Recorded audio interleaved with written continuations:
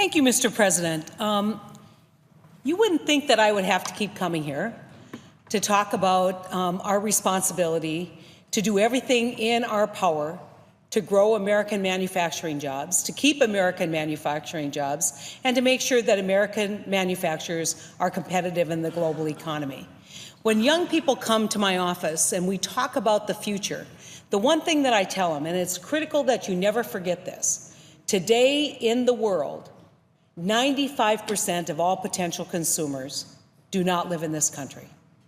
If you are going to be successful going into the future, you're going to have to be competitive. You're going to have to be innovative, and you're going to have to do everything that you can to grab that market share. That's how our economy is going to grow. That brings new wealth to our country. That gives us the opportunity to continue to advance an economic and political agenda that will move our country and the values that we have in this democracy forward. So what do? We stall out by saying, even though 90 or 80 other countries have an export credit agency that can in fact assist in financing those manufacturing jobs, financing those purchases, what we're going to do as the United States of America is we're going to tie the hands of a 70-year-old institution that has functioned incredibly well to bring jobs and wealth to our country. And we're going to do it because we're not because the will of this body and the will of this Congress hasn't been expressed. In fact, it's opposite. When we reauthorized the EXIM Bank, the Export-Import Bank, we were able to secure almost 70% of the Senate and over 70% of the House.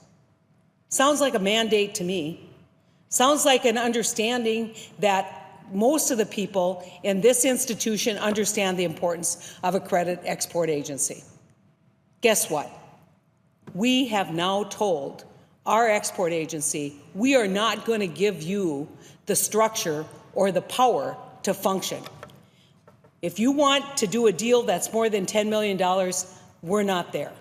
We're not there with the assistance, we're not there with the guarantee, and we're not there helping American businesses be competitive internationally. And you know, a lot of people will say, well, those are just the big guys. Those are the guys that, you know, the Boeings of the world or the Gs of the world or the Caterpillars of the world. It totally ignores how American manufacturing is done. American manufacturing is done in little small shops all across this country. Small businesses, businesses that have been in part of that supply chain for decades and have relied on the corporate innovation and selling of large aircraft, of large construction equipment, of large gas turbines and generators. And you know what? What's going to happen when those manufacturers or assemblers do not have export financing? Guess what they do? They say, I got to move someplace else where I can get it.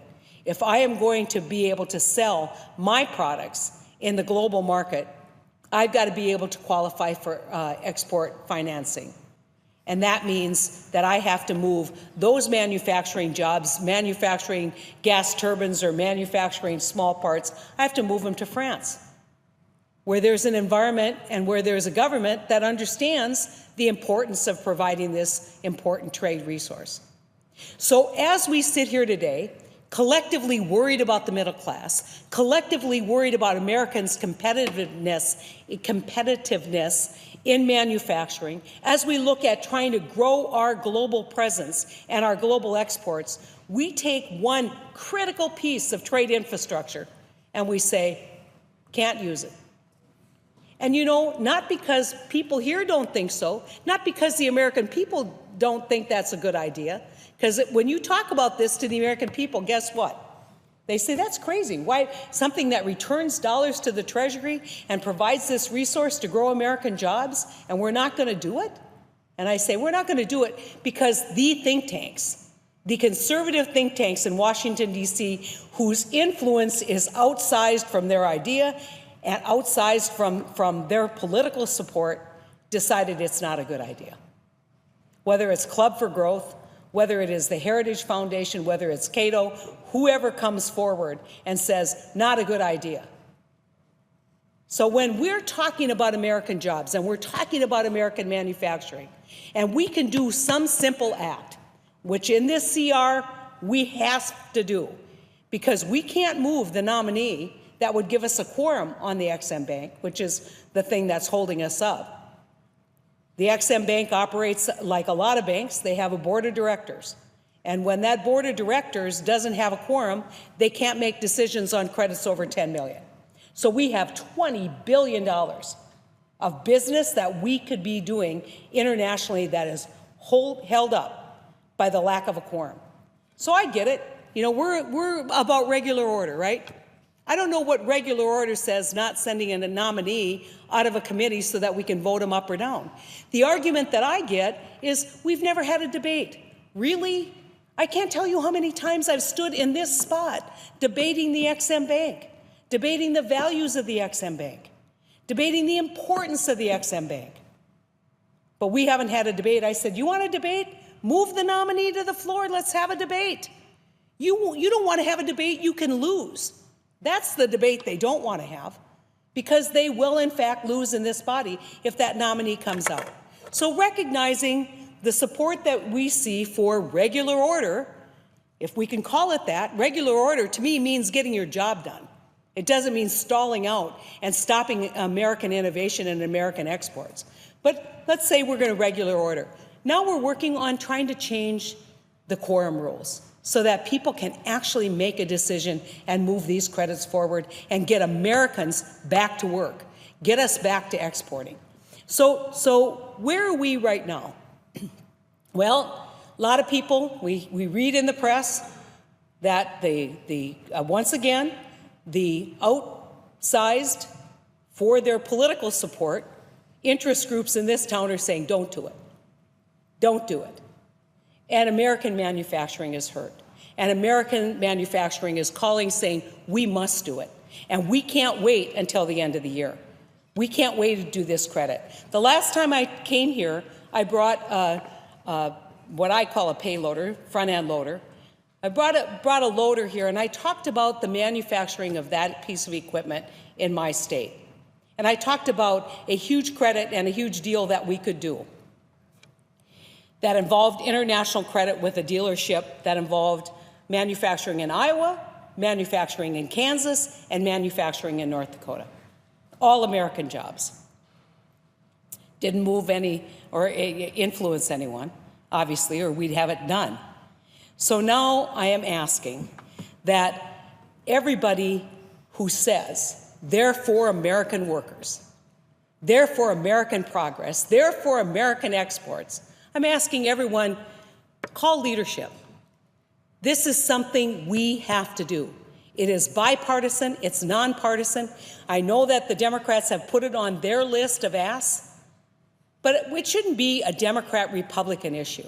I've got good allies on the other side of the aisle who want to move this forward as well.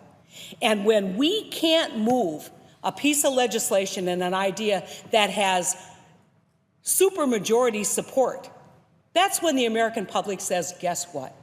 This is a broken institution. This is an institution that doesn't function for the American people.